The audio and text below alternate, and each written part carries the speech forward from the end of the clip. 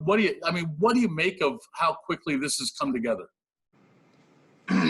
Like as of right now, it's kind of early on. You know, we only in game 2, so we got a whole lot of work to do.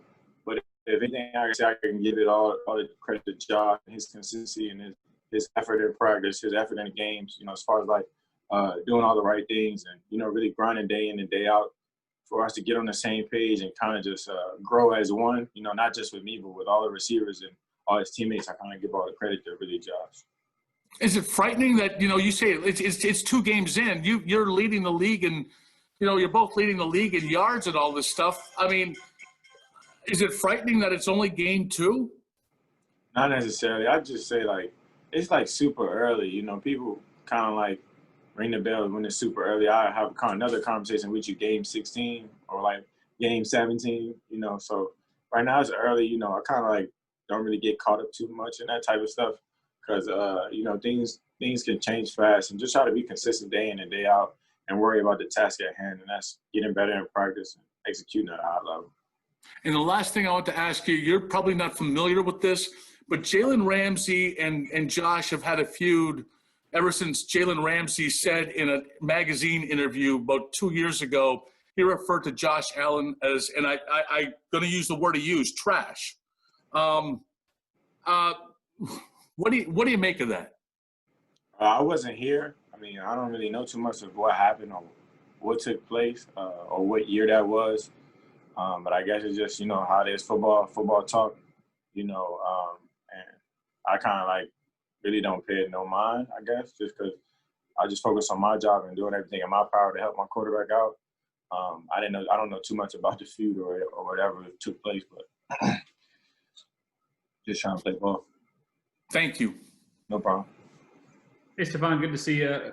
We heard from Brian Daboll on Monday, and he brought up a moment in the game when John Brown went on the headset and basically told Josh to feed 14 because it was kind of like your time when you were taking over, and then how you went back and said, no, we got to get Cole involved. We got to get John involved. For you guys, it seems like the chemistry is already there. How difficult is it, I guess, for an opposing defense to try and stop 3 receivers who are all producing at kind of this level? Like I say, John Brown's probably one of the more underappreciated, underrated receivers in the league. And it kind of like gives you, I guess, that conversation that you had with Coach Daboll, like kind of like shows you, like it's not fake, it's for real. The guys that's in that room, and in my room at least, we're not selfish guys, especially not me. It's going to come a time in games where John Brown going to have to eat. Cole Beasley's going to have to eat. Gabe Davis going to have to eat. And it's just going to have to be that way. Guys going to have to play at a high level, and they go out each and every day and they display that in practice. So it's no surprise when it happens in games. But it just shows that, we're all in this thing together. We're all trying to push everybody forward. And, having success isn't just part of it. It's just one guy's thing. We all have success as one. So more unselfishness than anything. Hey, Steph, you've gone up against lots of great corners since you've been in the NFL. You get to go up against one every single day in Trey White. So being in the league now for a few years, what is it that makes Trey White such an elite corner? He's smart. He's instinctive. He makes plays on the ball. We be jawing at each other every day in practice. I'll be telling him to get his hands on one. Then on the game day, I'm not surprised when he's around the ball or he gets his hands on the ball. I hold him to a high standard, too. I say, you owe me like 2 picks at this point.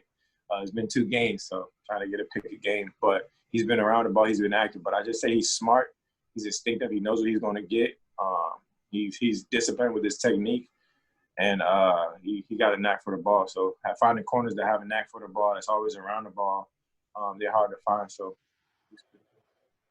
And then we just heard from Josh, and he said that this team isn't going to shy away from targeting Jalen Ramsey, and they're going to take what the defense gives them. So with that, you played against Jalen Ramsey. I think it was in 2016 when you were on the Vikings. Yeah. What do you think of that matchup just coming up again? I played him in a little bit of a different scheme. I think Jacksonville played a lot more man back then. Different scheme, same player. He's damn good. Everybody knows that. As far as like shying away, this is football at the end of the day. We don't really shy away from anything, But I would just say trusting Josh's decision making. Each play is going to be big because, he's been playing some good football. We trust him to make the decision and put the ball wherever it needs to go. And, just taking what the defense gives you. You don't want to reach for anything or try to force anything. You're just going to take what you give them and let the game come to you. I can't hear you, big guy. I think you're muted. Sorry. Hey, Stefon, John Scott. I wanted to continue the Jalen Ramsey thing. Just when you're facing anyone of that caliber, whether the ball's coming to you or not, do you get different feeling being against the elite of the elite opposite, just from a competitive standpoint? Say that again? When you're going up against someone of that caliber, considered, or at least being paid as the highest in league history at his position, do you get the juices going a little bit, or do the competitive fires burn a little stronger when you're facing someone of that caliber? No, I mean, since my rookie year, I've been seeing the best corners in the league. Like, since I came in the game, I done played against everybody. I done played at Richard Sherman when he was in Seattle. I done been against Patrick Peterson. I done been against, I would say, Darius Slay. I've been against a lot of good guys. He's damn good.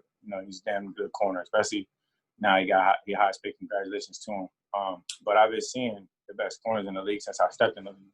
So as far as like extra juices to him, I wouldn't say that, but you always want to be at the top of your game, just like any game. I don't go in against Miami preparing with the mindset of this Miami and this guy doesn't make as much money, so I don't have any juice. So I wouldn't say that it's like the juice factor, because I just want to come in and execute at a high level, no matter who's in front of me. Stefon, all set, buddy. Thank you for the time. No doubt.